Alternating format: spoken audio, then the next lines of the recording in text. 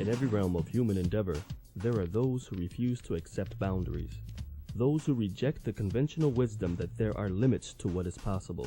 It is they who animate great enterprises, advance the frontiers of knowledge, nourish the mind and the heart, and set new standards of performance. Their deeds providing tangible evidence that with courage, ingenuity, and concentrated effort, there is no aspiration which cannot be realized, no dream which cannot be fulfilled.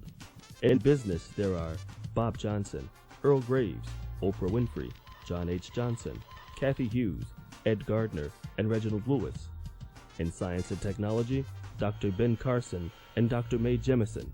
In the world of entertainment, Denzel Washington and Halle Berry, Kenneth Babyface Edmonds, Janet Jackson, Spike Lee, and Russell Simmons. In sports, Venus and Serena Williams, Tiger Woods, and Michael Jordan. There are equally illustrious names in the beauty industry. In the beauty sector, the names are Sam Fine, Magic Jordan, Thomas Hayden, James Harris, Maurice Lemmons, and Rob Willis, each inspired by the challenge of being and doing their very best. These are the modern masters.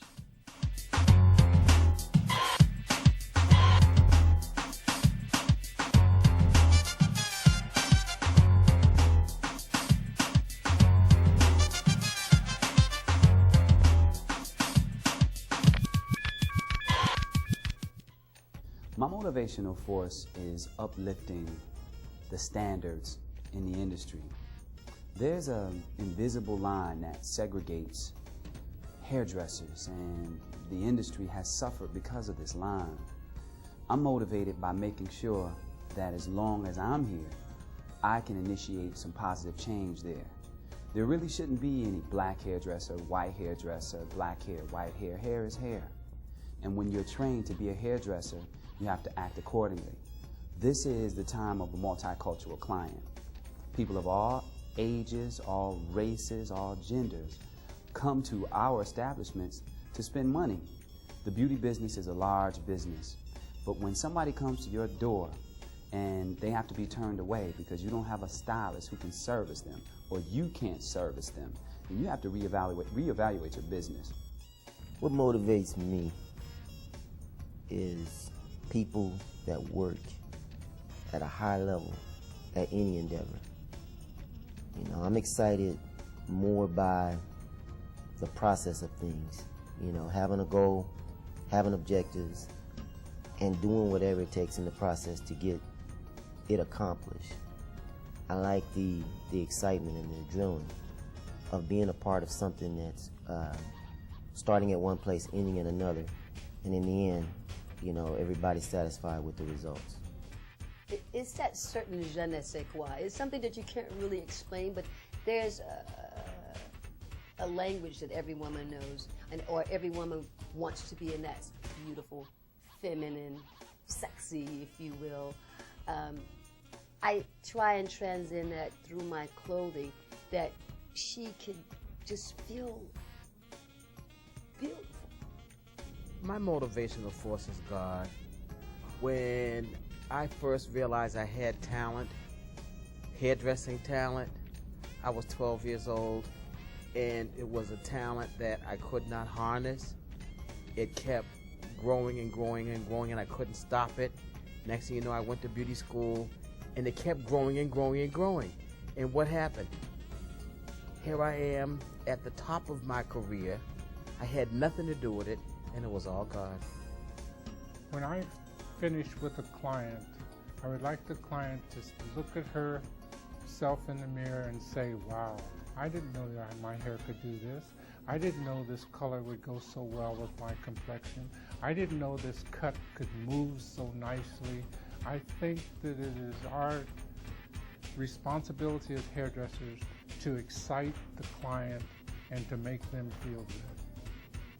When I first did my book, Fine Beauty, what really motivated me to do that was the women that I worked with. Vanessa Williams, Patti LaBelle, Tyra Banks. Working with them, you get an opportunity to see how you affect change and help other women to see their beauty through these celebrities that you work with. So it was wonderful having them to be able to motivate me to do more in my career, more in my life.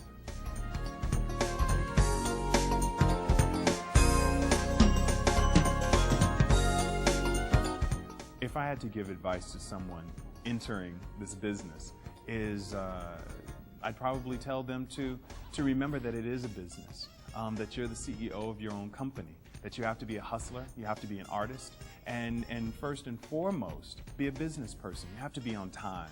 You have to think about the needs, and remember, above anything else, that you're a servant, that you're there to perform a service and to please your client. My advice is to put God first. But I believe it's important to maintain a teachable spirit. I believe that we've only scratched the surface of the possibilities of hair in the hair care industry. So I think that it's important to remain open-minded, to